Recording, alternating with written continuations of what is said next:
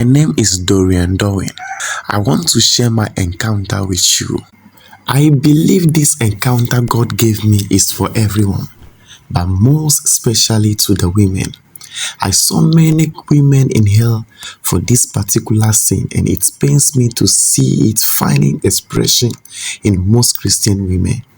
It's after this encounter I realized that many women will end up in hell and be damned if they never avoid the mistake which I myself was a victim for long. I had this on the 9th of February 2025, just last year. I grew up in a house where love was hard to find. My father was a strong man, not just in his body, but in the way he ruled over the house. But his strength was not kind. Many nights I would hear my mother cry. Sometimes we would wake up to loud sounds, chairs falling, plates breaking, or the heavy sound of his birds slapping her back. I remember one night clearly. I think I was about 8 years old by then. My younger brother and I had just gone to bed, but we heard shouting. We peeked through the small gap in our bedroom door. My mother stood in the corner, covering her face. My father shouted at her for something small. She forgot to iron his shirt. He slapped her across the face. Then he pushed her so hard she hit the wall and slid down. I cried silently in my bed that night, and that was not the first time. It was one of many. As I grew older, something hardened in me.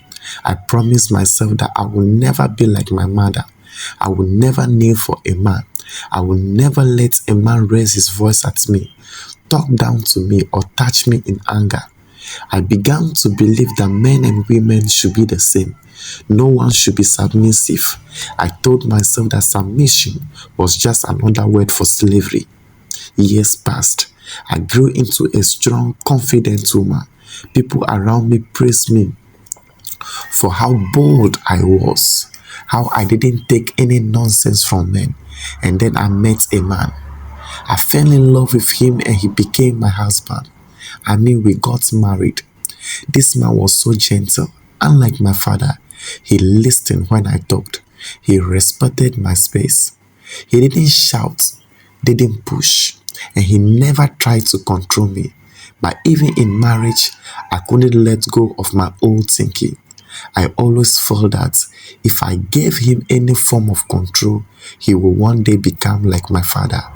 So I ruled the house with my words. I spoke anyhow I wanted to my husband, even in front of people. That evil feminist spirit in me grew bigger and bigger each day. If he made a mistake, I would mock him. Sometimes I would ignore him for days just to prove I didn't need him. I became the alpha of the house. At some point, I felt he wasn't a man enough for me, so I began to meet other men. I cheated on my husband slowly. At first, it was just chatting with other men online, keeping secrets, but then it became physical. I met men at work, at the gym, even at events. I would go out at night, make a lie that I was with friends when my husband was away on work trips. I would invite men over and then I began to steal. Not big things at first, just a few bags from his wallet. Later, I got into his bank account and began to move money into mine. I told myself he will never find out. I used the money to buy clothes, go on trips with my friends, and even take other men out. I lied often. I lied about where I went, who I was with, and what I spent. I even hid gifts that other men gave me, telling someone I bought them with my own money. So here's what happened. I was lying on a bed. This was at night around 9:25 p.m. GMT. My husband was asleep beside me. I wasn't sick. I hadn't taken anything, but suddenly I felt something I can't explain. My body was lying still, but I felt my soul being pulled out slowly. gently but surely out of me. I couldn't scream, I couldn't move. I tried to fight, but I had no strength. In the next moment, I found myself in a dark place. It wasn't a dream. I was fully awake. I could feel heat, smell smoke, and hear loud cries from deep within people. I saw creatures that looked like shadows, but with claws and eyes that burned like fire. They dragged me into a tunnel. Then I was brought to a place wide and filled with the sound of weeping women. It wasn't just the sound of people crying. This was deep, sorrowful, and full of regrets. Their cries echoed across the wide, dark land like a halting sound. The air was thick, heavy, and dry. I could hardly breathe. It wasn't hot in a normal way. It was the kind of heat that feels alive, like it's watching you. All around me, I saw women tied in ways I had never seen before. Some had thick, dark ropes around their necks, pulling their heads downward.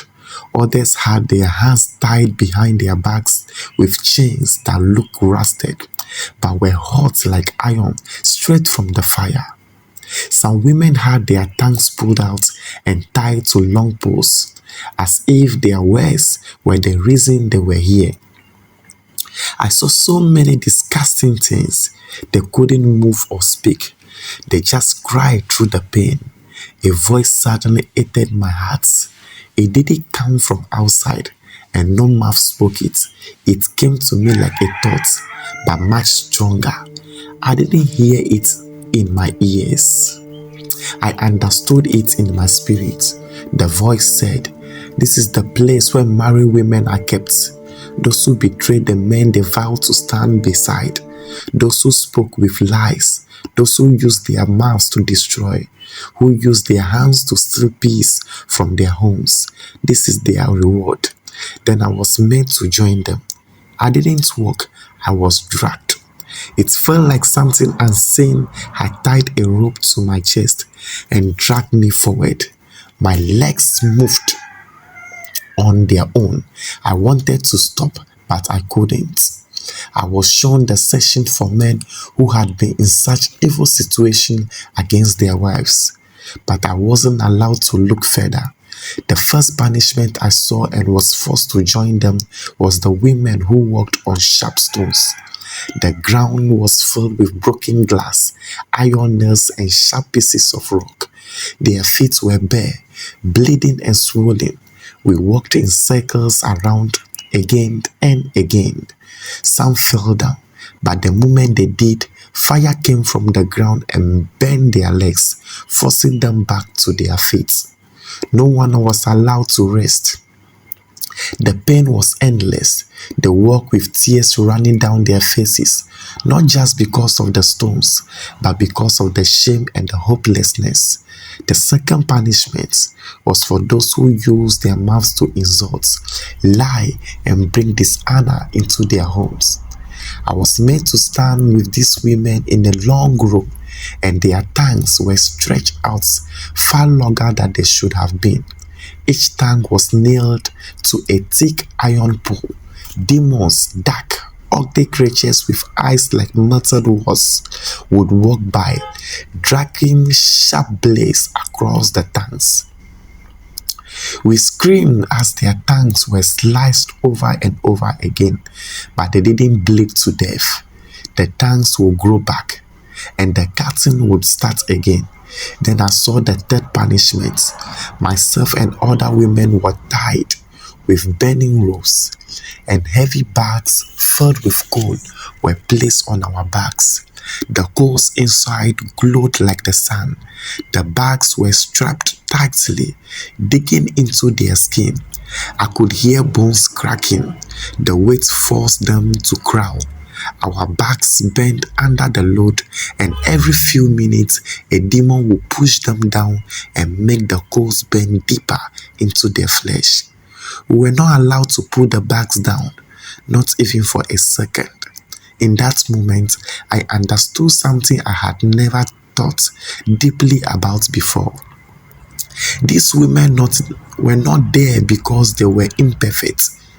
They were here because they knew better, but chose worse. They thought marriage was a joke. They thought respect was weakness. They turned their husband into enemies and used their power in the home for selfish gain. And then that same voice spoke again inside me. These are those who made vows and broke them in secret, who mocked the quiet strength of men, who used freedom as a weapon, who destroyed the covering of their homes. They are judged, and their judgment is just. In that moment, I understood something deeply. They were not just punishments, they were judgments. I felt the pain of every word I have spoken to Samuel in anger. I felt the shame of lie. Every night I gave my body to another man, I knew I deserved to be here. Then I heard the voice again. These are the ones who disrespected their husbands, who cheated, who stole peace from their homes. They are judged. I remember going to bed around 9:25 p.m. and when I woke from the vision, it was 10:02. So I spent almost 37 minutes in hell, going through such terrible punishments, just pain, just regrets. When I woke up, my face was wet with tears. My hands were shaking. Someone was still asleep beside me. I sat up and cried like I had never cried before. That night changed me. I had seen where my life had headed, and it was not a place of peace. I share this now because many women are walking the same path I walked. They think marriage is a place for games and power fights, but there is judgment waiting for those who tear down what they vow to build. May they turn back before it's too late. God bless you and thank you very much for listening. To our dear sisters, this message is to the end. I believe you heard something that was stated in this message. Now, what you made of this? First of all, we need to pray and seek discernment over this message. Secondly, there are obvious reasons in this revelation that we somehow do not even need to seek discernment to confirm the truth of it. Because as a Christian woman, we all know that you are definitely supposed to stay away from certain things which the Bible has already stated. That is why it's important that you always pay attention to the word of God.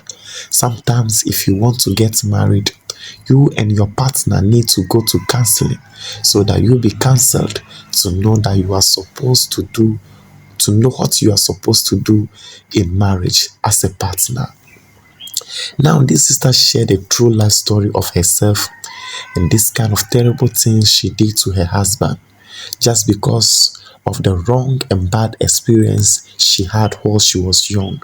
Now I know there are so many women out there going through this same situation. You are probably trying to live a feminist life where you feel that you are supposed to be a superior over your husband. You are supposed to be the alpha of the house. You feel like you are equal. Sometimes there are so many families where the female or the wife is the breadwinner. She goes to work and bring in money to the house because of the husband is not working. The husband is jobless. Now these women try to take advantage of such situation to control the husband, show them disrespect, but that is not the will of God. That is what the Bible is saying. The Bible says as a wife, you need to submit yourself to your husband, no matter the situation, whether you are working, whether you are bringing in food home, whether you are the breadwinner, you need to respect and submit to your husband. Secondly, you do not have to cheat. You have no reason to cheat on your husband. This is adultery. The moment you do that, it's already or actually a sin. So this lady was blessed enough to have died in her sin, but the Lord took her to hell to experience and show her what married women are going through in hell. So if you are watching this video, I want you to take this lesson. If you are a married woman or you are planning to get married, never ever get yourself in such situation. Respect your husband. Love him the way he is, and make sure you don't take him for granted.